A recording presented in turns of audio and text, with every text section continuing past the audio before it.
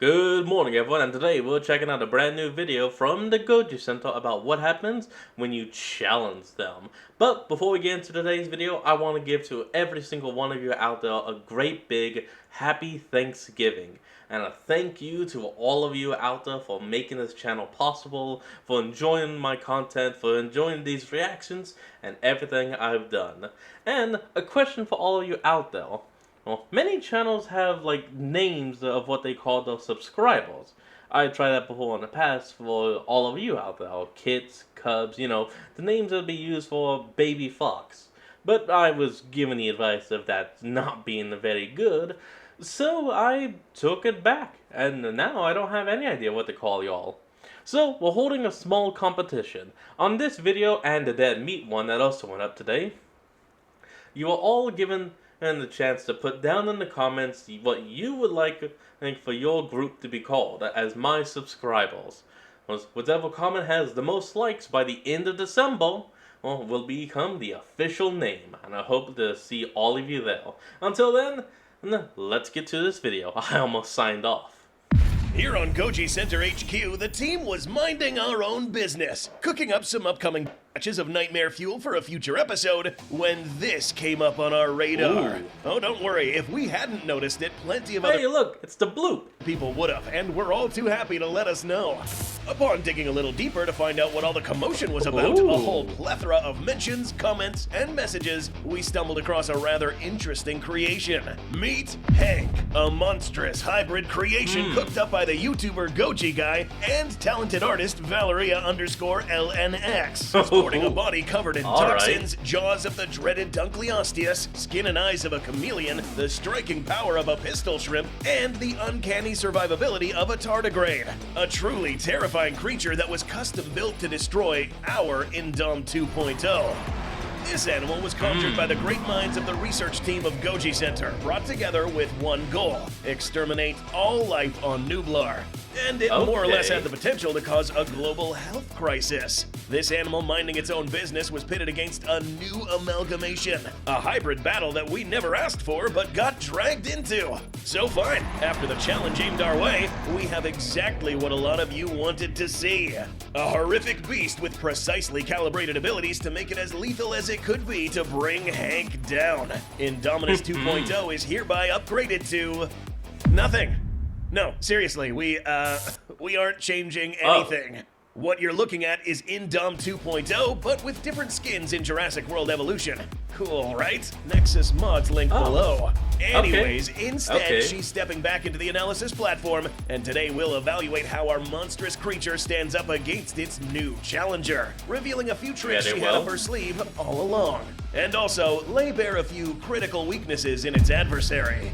Making a hybrid doesn't mean automatically combining the best traits of both with no trade-offs. For every strength you add, you also add weaknesses. And because the dinosaurs and creatures in the Jurassic series are real animals, we can use real-life biology. After all, the Indominus Rex's fantastic ability to change color isn't something out of fantasy, like Godzilla's atomic breath, but because it has similar skin to a cuttlefish that can do that in reality. For starters, let's take a look at what we understand to be Hank's composition. Base body frame of a modified Spinosaurus, combining other entire genome sets, such as that of the Indominus, Scorpius Rex, and an entire legion of animals, many from different classes. At least 20 species, and who knows what else is in there too. Recall what Dr. Wu said to That is way too much, actually. Maserani. You cannot have an animal with exaggerated predator features without the corresponding behavioral traits. A Therizinosaurus, Spino, and Pistol Shrimp might be used to fighting with their arms, but even more animals on the list didn't. T-Rex, Giga, Dinosuchus, and a bunch of wimpy-armed Abelisaurus. Hank's instincts on how to fight with its arms is going to be messed with. It would be every neural problem the Scorpius Rex had, but amplified. Some additives like the chameleon would actually hinder it. Giving Hank movable eye stalks like the chameleon would mess with its binocular vision from T-Rex genes. And it would compromise its own camouflage from the cuttlefish. Turns out pop culture lied here. Chameleons are not actually masters of disguise as you may think. A few types can change color to hide, but most of the time these lizards reactively change color to show emotion.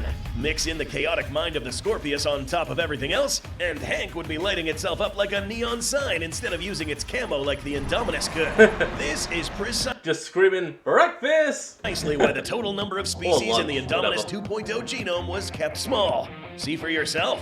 Base Indominus had at least 13 total confirmed contributors to its genome. Indom 2.0 only has 9 confirmed. Reducing the number of contributors in turn increases congruity, meaning each individual component works together and lessens split instincts. But is less actually more? We think so.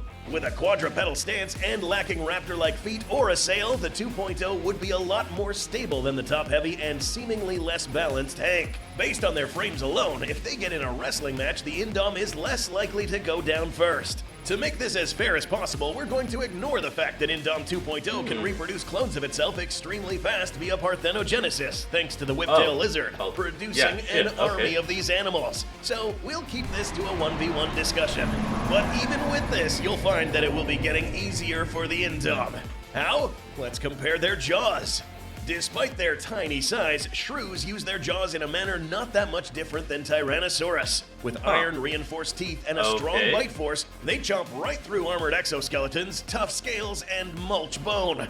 Their method of biting down, where they crunch and thrash, works very well in conjunction with the T-Rex, who did almost the same thing. What about the Dunkleosteus-fueled bite of Hank? It all comes down to bite mechanics. Yes, Dunkleosteus has a very famous bite, but it is an attribute that the internet and pop culture have massively flubbed. PSI, or pounds per square inch, is not a very reliable way to measure biting force unless you are very careful about what you're doing. This is why some reported biting forces from this armored fish are as low as 1,000 PSI to an obscenely huge 80,000. These mostly come from bad reporting and not actual research work. This is why scientists that study how animals use their jaws rely on other measurements, like newtons. This may come as a bummer for most of you, especially the creators of Hank, but scientific research on the infamous fish determined it had a jaw strength of only around 4,000 to 7,000 newtons. That might sound like a lot, but in reality that's half the force of a great white shark. Instead of chomping down, the dunk was built more for having its mouth open quickly to suction feed on small prey, and then bite down quickly to carve into more medium-sized game. The findings of one Dunkleosteus that was attacked by another also shows this shearing bite failed to penetrate the thick armor on the fish, meaning the full-body bony armor of the Indom 2.0, courtesy from the dwarf croc, would actually resist a lot of Hank's bite. But why not factor in the bite force of the other contributors in Hank's genome, like T-Rex? Surely that will pierce the Indom's hide, right? The bites of the Dunk and the Rex are the perfect example of why animals either bite down hard and crunch, or they can open their mouth wide and bite down exceptionally fast. Can't have both. Trying to put T-Rex force behind a Dunk jaw can result in the poor thing smashing its own face. Okay, but surely those overpowered arms wielded by Hank can punch Indom 2.0 into oblivion with hundreds of tons of force. Well, let's find out. One of Hank's killer apps to try to make it the killer of 2.0 was one of the most innocuous-looking creatures in the ocean. Pistol shrimp are an entire family of small crustaceans with a very specialized snapping mechanism in their arms. By cocking back one claw, they are able to force water into a chamber and then explosively convert the captured water into steam to make a bubble that snaps with an average of over 700 newtons of force. To actually shatter glass An impressive adaptation for both hunting small game and defending themselves, especially given that sound is much stronger underwater than it is in the air. Taking this mechanism and its striking power out of the water and applying this to a dinosaur will likely work against Hank. Doubling this mechanism in size doesn't double strength. Now Hank has to worry about moving the weight of its hands much faster. And add in that water is nearly 1,000 times denser than air, and any weapon that produces pressure waves is far less powerful in the air than in the water. So up here, this snapping, or punching, will be outright impossible. And if it was, well, not to bore you with the math, but Hank's shrimp-fueled striking force would be around 16,145 newtons. Remember that the huge forces of the pistol shrimp are not about strength, but how the physics of water work. But let's throw water physics out of the window, and let's say that these hands strike with said hundreds of tons of force. Unless Hank's shoulders are made of vibranium, the blowback would shatter its own arms even if it missed. Dinosaur arms aren't meant to do these things at this scale, and honestly, you can— So it can bite hard enough to shatter its own jawbone, and it can punch hard enough to completely rip off its own arm. Hank, I'm sorry, you look cool, but you're gonna die. Can't expect them to. Hank would disarm itself on day 1 upon using this striking force on practically anything, before it grows up large enough to fight the 2.0. So far, we have an animal with a shattered face, broken forearms, self-inflicted by the way, and now it's the perfect time we bring up something Hank's creators may have forgotten about. Oh yeah, that's right. This thing can use tools. Hank had some pretty tough animals in the genome, like the Giga, Indom, and Spino, but none of them are particularly armored nor really resistant to stabs, much less getting a sharpened metal pole shoved into them. Even if facing against the one-punch man of hybrids, the Indom 2.0's tool use, dexterity, and grappling would give her plenty of means to strike back, including at range.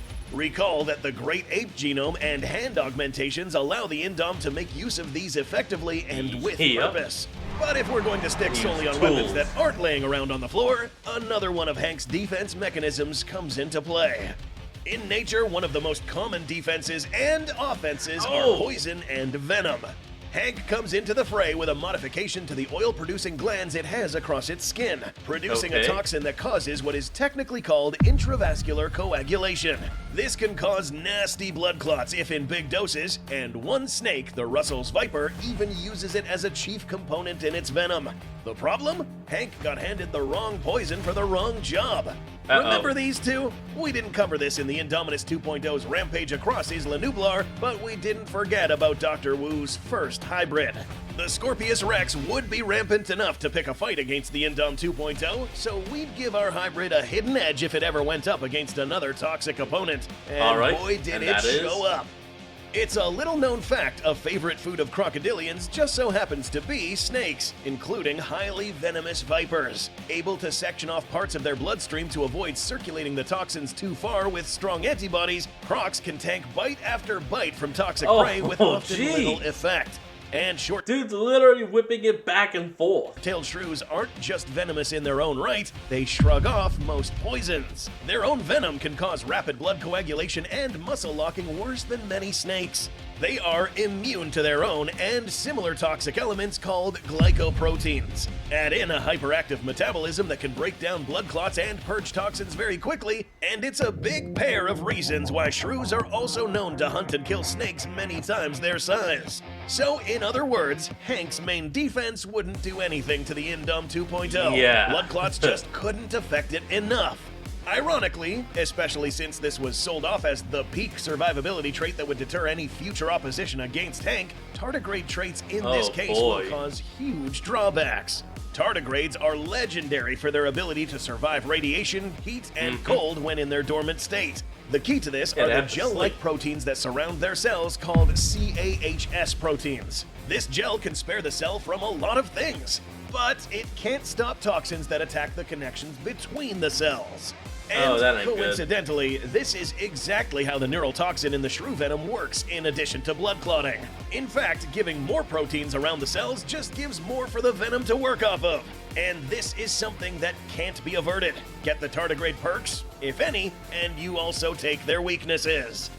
After laying bare the critical weaknesses of Hank, it's now safe to say that without even changing a single thing to the 2.0's genome, or lifting a single finger, Indom 2.0 remains undefeated. Furthermore, Hank's overpowered jaw— Well, I guess that's why this video is called Don't Challenge. —and hands disarmed itself before it could even step in the fighting ring. He did this to himself.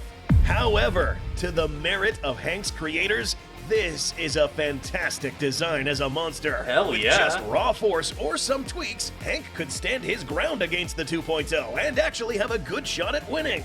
Its visible adaptability to swimming and being adept to most terrains, truly horrifying appearance, and malevolent nature is truly something that we at Goji HQ appreciate and would look forward to featuring on the channel again. But here on GojiCenter, we are not cooking up 3.0 to counter it. 2.0 is lethal enough. For now, though, Indom 2.0 has other problems to worry about. Much bigger problems. The Ultimasaurus.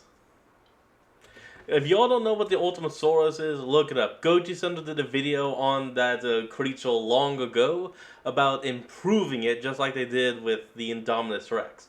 Remember to check out that video and make sure to give this video and the original both a like, a subscribe, and a comment down below. Link to the original will be in the description down below, and I'll see all of y'all next time when we flick back on. Till then, this is Fox, signing out. Peace.